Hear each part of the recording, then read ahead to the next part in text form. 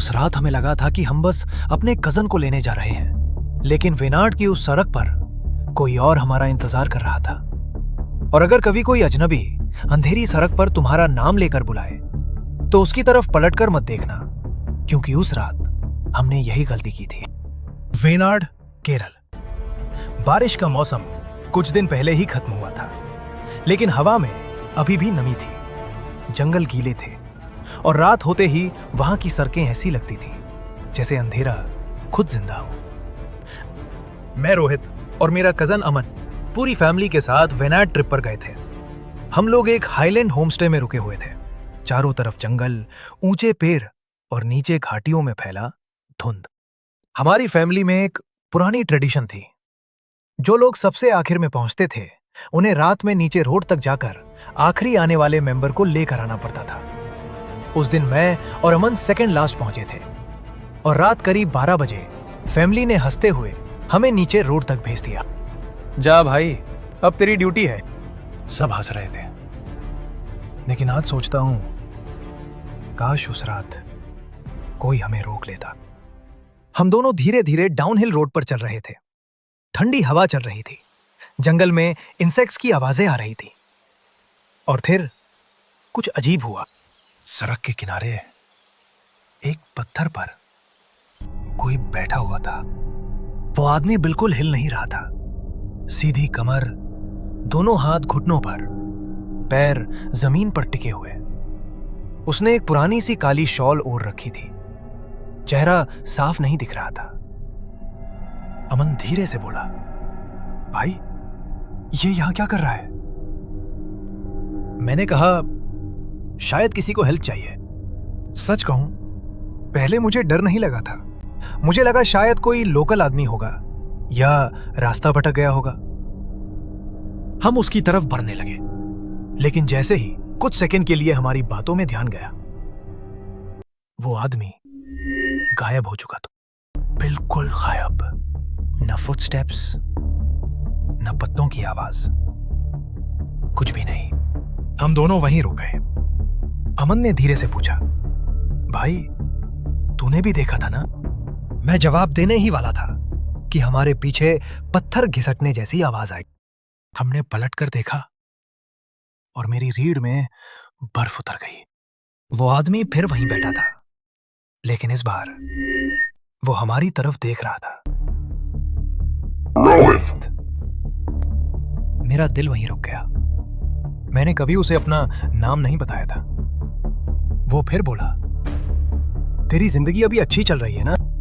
मेरे हाथ ठंडे पड़ गए, क्योंकि कुछ दिन पहले ही मुझे प्रमोशन मिला था और ये बात फैमिली के अलावा किसी को नहीं पता थी। उस आदमी ने धीरे धीरे खड़े होना शुरू किया और जब वो पूरा खड़ा हुआ तब समझ आया वो इंसान नहीं था।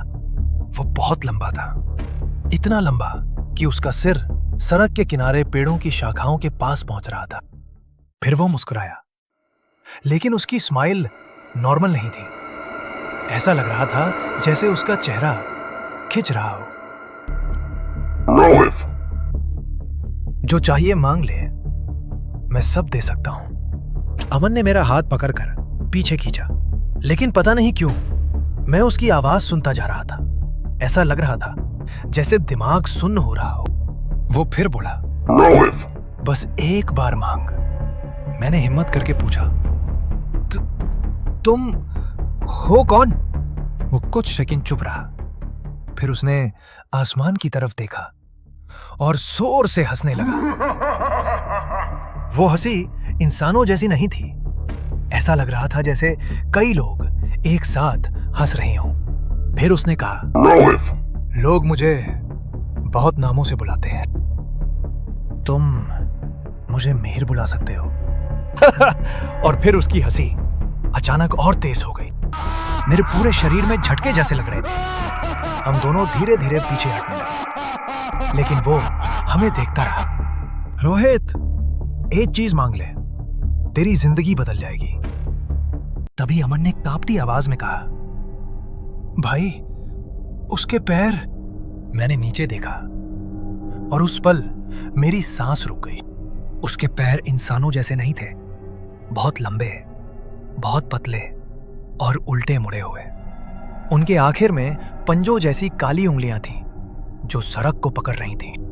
ऐसा लग रहा था जैसे वो जमीन पर खड़ा नहीं था बल्कि सड़क से चिपका हुआ था। और तभी वो एक कदम आगे बढ़ा। बस उसी पल हम भागे, पूरी ताकत से अपहिल रोड पर भागने लगे। पीछे से उसकी हंसी जंगल में गूंज रही थी। लेकिन सबसे डरावनी बात ये नहीं थी। सबसे डरावनी बात ये थी कि हमें उसके कदमों की आवाज नहीं आ रही थी। फिर भी ऐसा लग रहा था जैसे वो हमारे साथ साथ चल रहा हो। पेड़ों के बीच कुछ भारी चीज दौड़ रही थी, टहनियां टूट रही थी।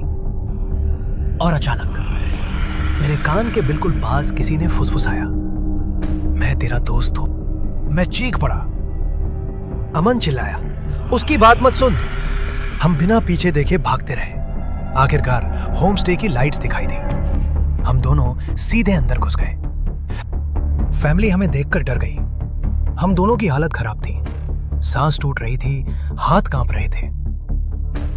मैंने सबको पूरी बात बताई, लेकिन ऑब्वियसली किसी ने बिलीव नहीं किया। सबको लगा हम डर गए होंगे या कोई ड्रंक आदमी होगा। फिर अमन अचानक चुप हो गया। वो नीचे मेरे शूज को देख रहा था। मैंने नीचे देखा। मेरे शूज पर काला गीला कीचड़ लगा हुआ था, लेकिन वो नॉर्मल मड नहीं था।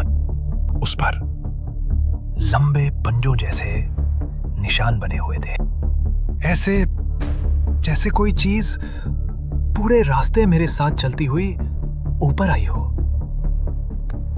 उस रात के बाद हर कुछ दिनों में मुझे अननोन नंबर से कॉल्स आने लगे।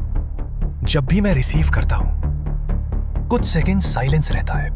फिर एक धीमी आवाज आती है, रोहित, अभी भी कुछ मांग सकता है।